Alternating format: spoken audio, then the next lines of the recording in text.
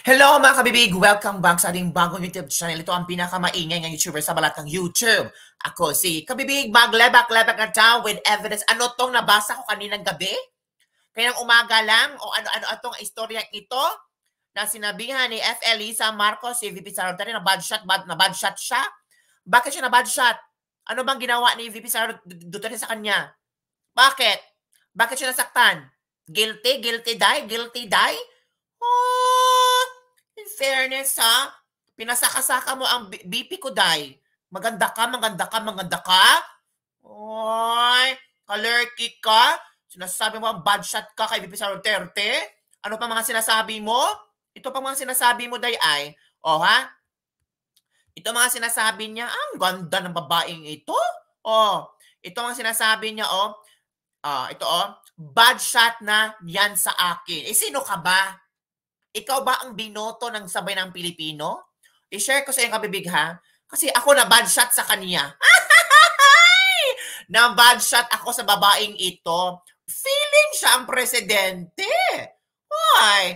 Ano ka, day? Presidente?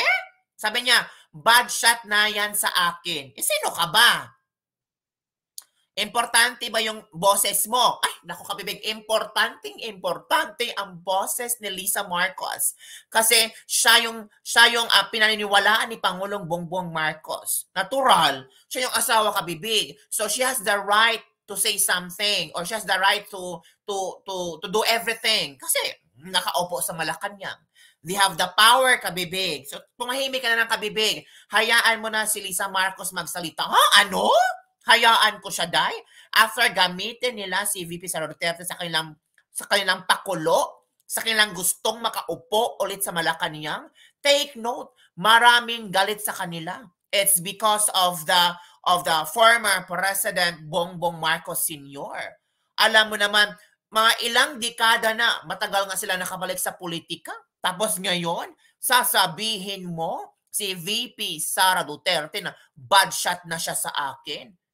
Ano kaya ang masasabi ni VP Sara sa'yo? Mangga gamit. Ganon. Sabi pa niya, nasaktan ako because my husband would do everything to protect you. Ay, talaga, day? Nung si VP Sara ay nag-house hearing, di ba, BFF kayo ni Martin Romualdez? Yung question si VP Sara tungkol sa confidential funds. Nagsalita ba ikaw? O ngayon ka lang nagsalita. Hindi dapat noon nagsalita ka. Dinipensahan mo si Sara Duterte kasi best friend kayo eh. Di ba? Ay nako, sa panahon ng eleksyon, beso-beso with all the besos ginawa mo. Yung asawa mo, dinipensahan ba si VP Sara tungkol sa confidential funds? Hindi, day. Tinanong pa nga si Marcos, yung asawa mo, kung ano ang masasabi niya sa confidential funds. At sinabi lang niya, di ba tapos na yan? May concern ba sila ni VP Sara Duterte? Wala. Yung kung ano ang binabato nila sa mga Duterte, may concern ba kayo? Kaya pala sinabi ng asawa mo, it's complicated na ang inyong relationship. Di ba? You run together, di ba? Sama-sama tayong babangon muli. Sama-sama tayo maging milyonaryo? Ganon? Anong pagbangon ito? Hindi mo ba naramdaman nyo ba ang pagbangon ng mga Pilipino? Tanungin mo ang masang Pilipino. Bakit Yung smuggling ba na-resolba na? Diba? Ano pa bang problema? Yung sobrang mataas ang presyo ng bigas na solusyon na ba? Yan ba ang tawag na sama-sama tayong babangon muli? Mole? Pupunta ka sa rally, tatawagin yung presidente mong bangag, tama ba yan? Even Lenny never did that. Pumunta siya sa rally kasi sinuportahan niya ang kanyang tatay. Nagsalita ba si VP Sara? Bakit bawal bang pumunta sa rally? Remember, yung nag-rally-rally kayo or nag-ano kayo tawag ba yun? Yung bagong Pilipinas, unang pumunta si VP Sara sa rally ninyo. Meron bang pumansin kay VP Sara Duterte? Meron ba, day? Ikaw, day, nagbeso-beso ka? Kinausap mo siya? naalala ko, hapon pumunta si VP Sara Duterte kasi pinagkaguguluhan siya ng mga tao doon. Maraming nagpa-picture sa kanya. After that, lumipat siya sa Davao at nag-attend siya sa rally ng kanyang ama. Tumayo ba si VP Sara sa stage? Nagsalita ba si VP Sara laban sa asawa mo? Nagkomento ba siya sa vangag-vangag issue? Ang nakikita lang sa video, nag-usap sila Senator Amy Marcos.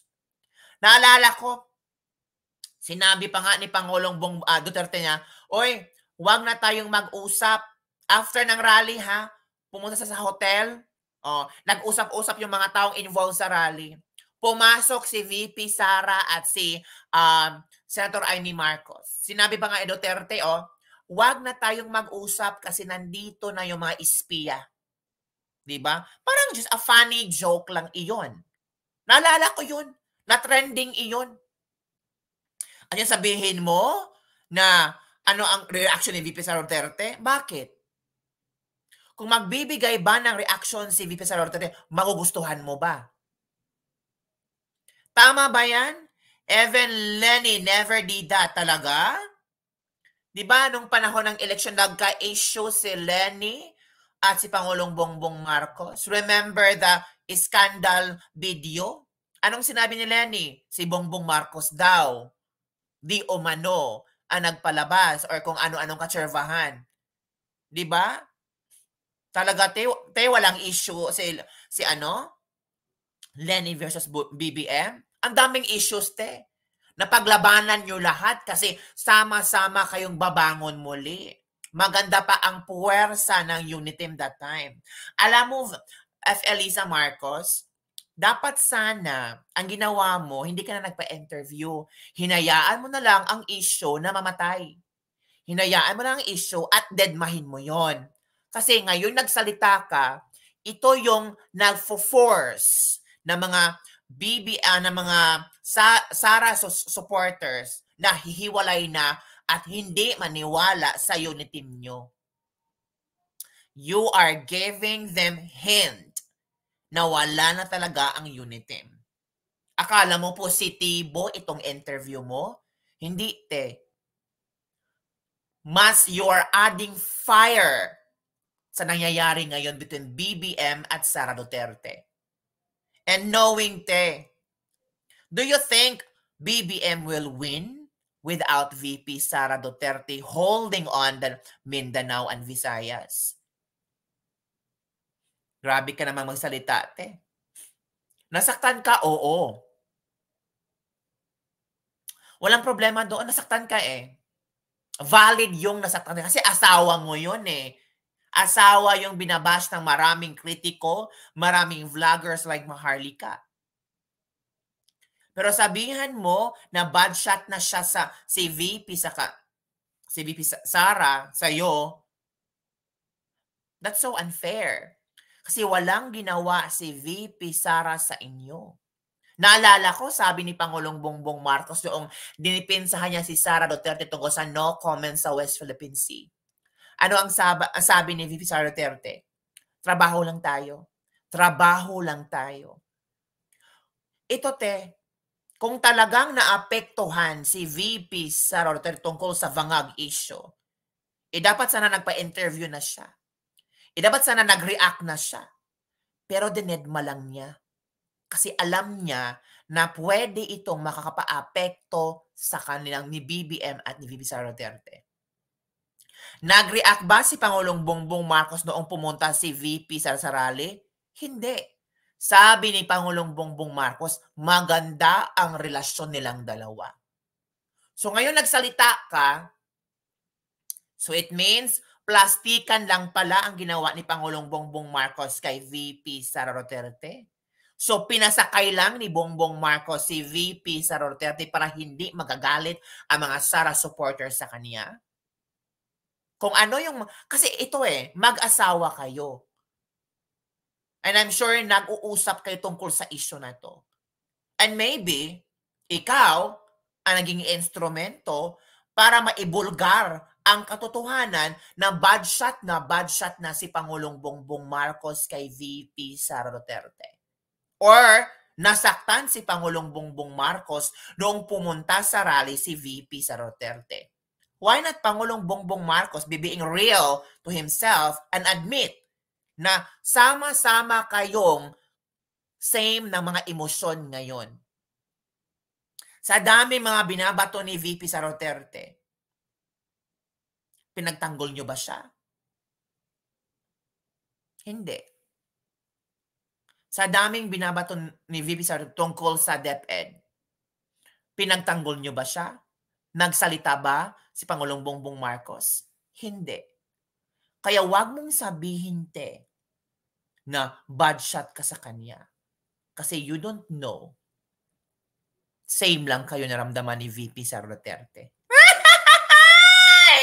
Ay, yan mga kabibig ha. Yan ang reaction ko. Kasi I feel bad. I feel bad sa mga sinasabi niya. O, eto na ha. May i-share ako sa inyo another information. Ito. Let's see, baka dito magising kayo sa katotohanan kung sino talaga ang panalo kay Bongbong Marcos. Ito ha, i-change ko yung tawag dito. Kita nyo na? Let's see. Dito, let's check. Ito kay Crisette Laureta Chu. Yan. Basahin natin. Sabi ni Crisette, wala nang maraming sentence, isa lang. Nagpaubaya si Sara Duterte kay Bongbong Marcos and gave him the biggest votes when he couldn't even place top 5 in the senatorial elections. Nakalimutan nyo, te? Kahit ano pang gagawin nyo?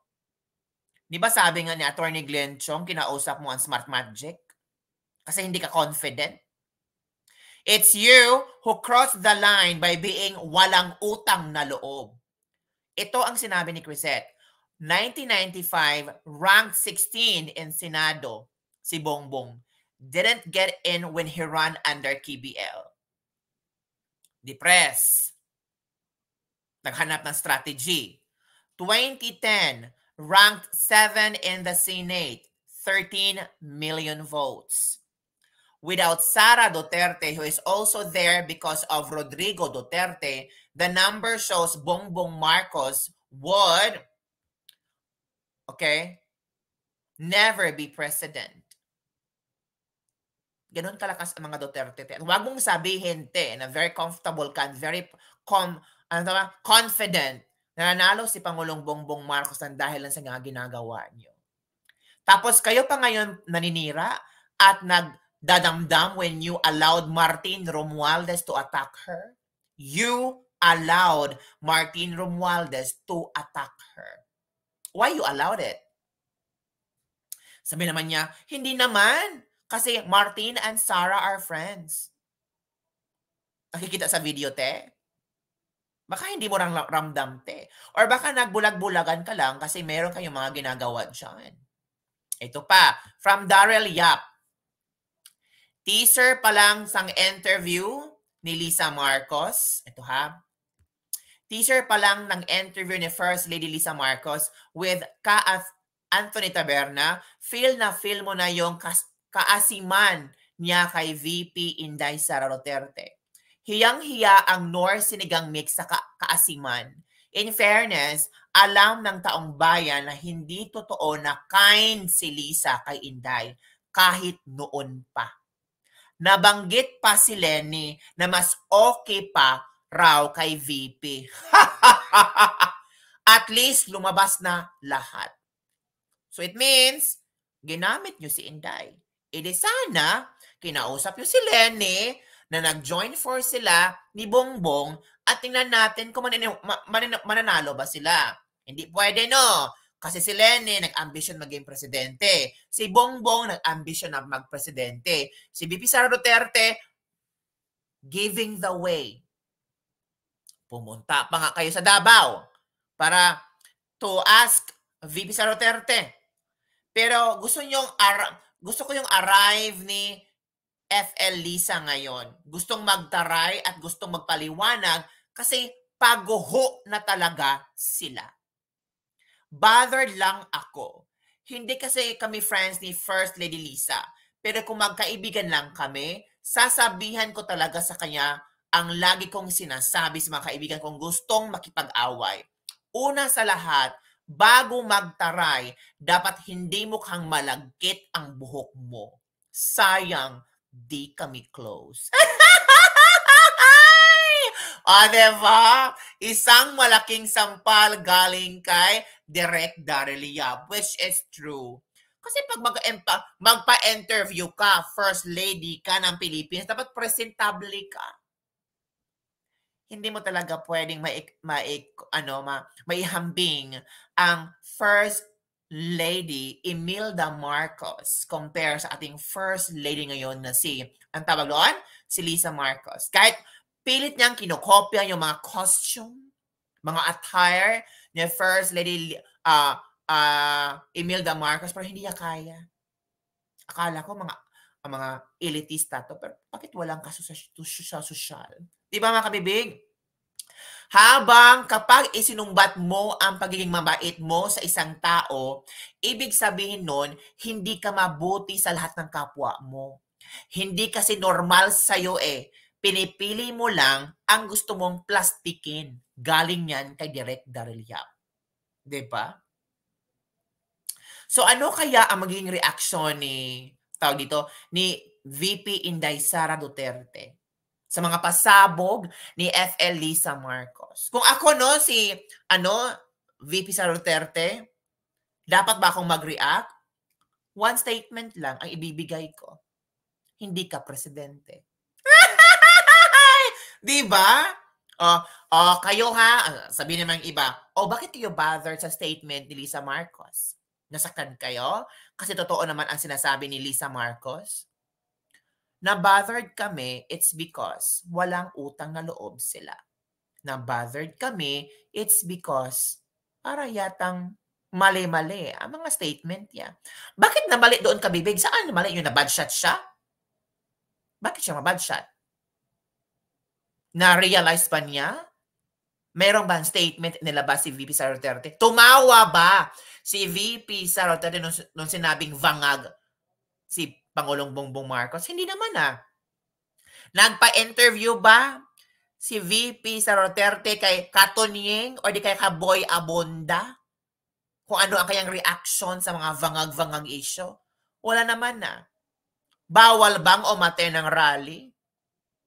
Hindi naman nandoon ba sa konstitusyon na kapag VP ka, bawal kang umaten ng mga rally ng mga anti-Pangulong Bongbong Marcos? Mga pro-China daw di umano sabi nila. Bawal ba yon? Mga kabibig, ano kaya maging epekto nitong interview ni Lisa Marcos kay Anthony Taberna? Ano sa palagay niyo? Okay lang ba ito mga sinasabi ni FL Lisa Marcos na bad shot siya? Tapos, nasaktan sila. Normal lang namang nasaktan. Diba? Normal lang masaktan ka. Valid yun. Nasaktan ka. Hindi naman ibig sabihin na wala kang emosyon, mga kabibig.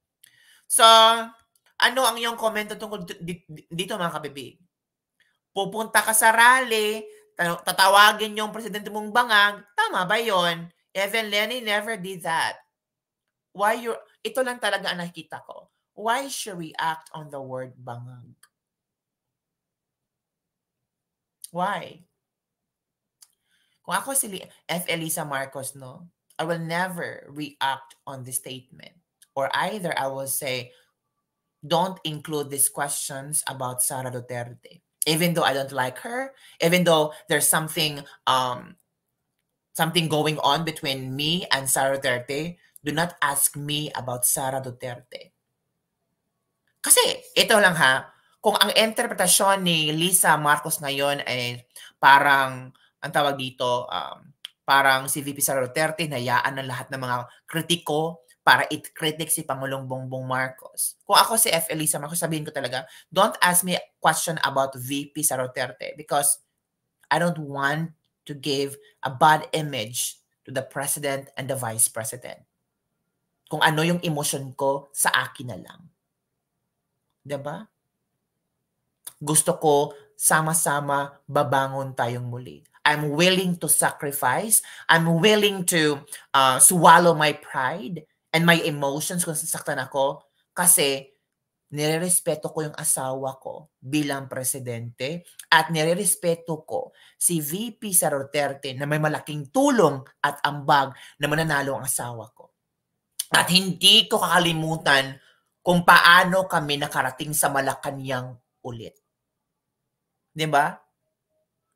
Bakit? Yung ginawa ni VP Sara Duterte para kay BBM, maliit lang ba yun? Hindi ba pwedeng mag-usap si F. Elisa at VP Sara Duterte?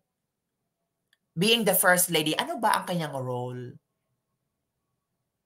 Tagabigay ng fire sa issue? Or pwede siya maging tulay na mag-usap si VP Sara at BBM tungkol sa mga issue na hindi sila pwedeng mag-comment? Or they can talk to each other. Right?